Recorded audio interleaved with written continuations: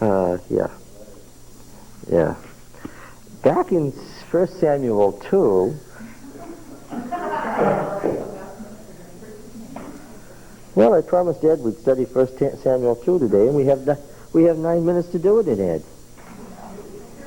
So let us not hesitate to look at 1 Samuel 2. What? Oh, 5 minutes. Oh, we'll talk faster then. Well, we're going to study the beginning of the ark narrative. There's no reason for why the ark went away unless you know that it was because of the Shilonite priesthood, right? What is verse 12? We're in 1 Samuel 2. Now, I want to know, is Don's story apocryphal, or did somebody really call him and tell him that his copy of I, Samuel was in? Did that really happen? That would indicate a tremendous ignorance on the part of the person in the bookstore. No, it was the library. The library, I, Samuel. That is a lot worse. To use Mrs. White's phrase, we could have been on vantage ground. If Evanis had studied the Bible in the last 30 years, we could have been on vantage ground right now, right? Instead, we're wandering around in confusion. We're not on vantage ground right now. Stuff that's been known for 30 years should have been discussed long before now. Yeah. What is verse 12? We're in 1 Samuel 2. I can read it, yes, but I'm asking, what is it? The beginning of the story. It's a once upon a time. Now the sons of Eli were worthless men. They had no regard for Yahweh. What is that? That's the beginning of a story. We have a title to that story. We've given it a title. What does modern scholarship call it? The ark narrative. Yes. Now, the ark narrative begins in verse 12, Ed, and it runs all the way down through verse 17. These men treated the offering of Yahweh with contempt. The next verse is from a different source. Samuel was ministering before Yahweh, a boy girded in a linen ephod. The editor keeps having to edit in the Samuel stuff into the story of the ark narrative where it wasn't originally. You will notice that it says in verse 11, and now the boy ministered, same word, to Yahweh in the presence of Eli the high priest. And then it says in verse 18, Samuel was ministering before Yahweh, a boy girded with a linen ephod. Is anything suspicious about that? Chapter 3 and verse 1. Now the boy Samuel was ministering to Yahweh under Eli. Well, because why? Each time the statement comes after an insertion. Yes, getting back to Samuel. Yes. This is such a dramatic and obvious example of editing. Every time he gets off the story of Samuel, what does he do? He comes back by starting by saying what? The same thing in the same words. Of course, he found the statement in the original Samuel story, but he has to keep repeating it because he keeps interrupting with the beginning of the ark narrative, which is found in verses 12 through 17 and in verses 22 through 25 and picks up in 27 and runs all the way to the end of the chapter. Yes. And what I did to make it easy was, so I didn't have to think, I put a nice border around it. And at the end of verse 17, I wrote to verse 22. Then I put a big frame about the bottom paragraph and wrote to 416.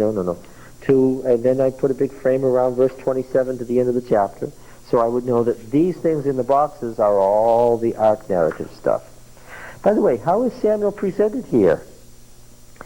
He's a boy ministering, which is only used of priests. He's Samuel was ministering before Yahweh, verse 18 says, a boy girded in a linen. The Hebrew word bath always means that fine linen that was used only by priests or angels in the Bible. Because, of course, the priesthood is an extension of the ministering angels who minister around Yahweh. Because, of course, identity of appearance equals what? Identity of essence. The priests are the angels. You get it? Okay. Where is Samuel in this priesthood? What is he? He's a little priest? Well, you're not catching it, are you? What is he wearing? What is he wearing in verse 18? So how is he? I'll forgive Lucy. She's blurting it out, but she tried to explain to me last night that she wasn't here in Exodus. But I won't forgive those who are here in Exodus. How is he dressed? Like a little cherub, you say, like a little priest. Your answer is the same as hers. Priest and cherub is the same thing, but you're missing it. What is he wearing? The ephod.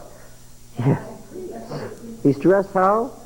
As the high priest. Oh, I thought he is presented as what? From his childhood, from his babyhood, he is presented in this prophetic narrative, the old prophetic narrative. Of course, he's the founder of the prophetic movement. As what? As the high priest from his babyhood on. And his mother used to make for him a little robe, me'il. Now, because I already have read Exodus, I know that word me'il is what kind of a robe? Go back to Exodus. Let's see if we can find the description of the priesthood in Exodus.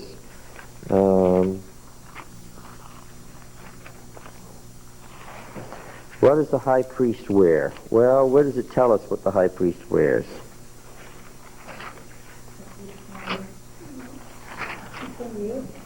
Can anybody find it? How about Exodus 28 is right.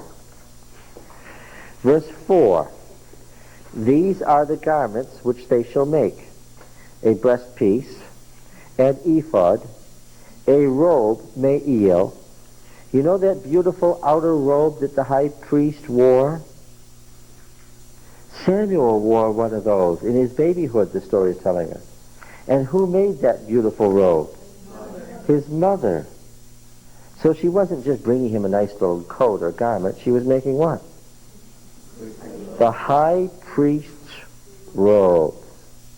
He gets to be the high priest when he's 4? Yes, that's what the story is saying.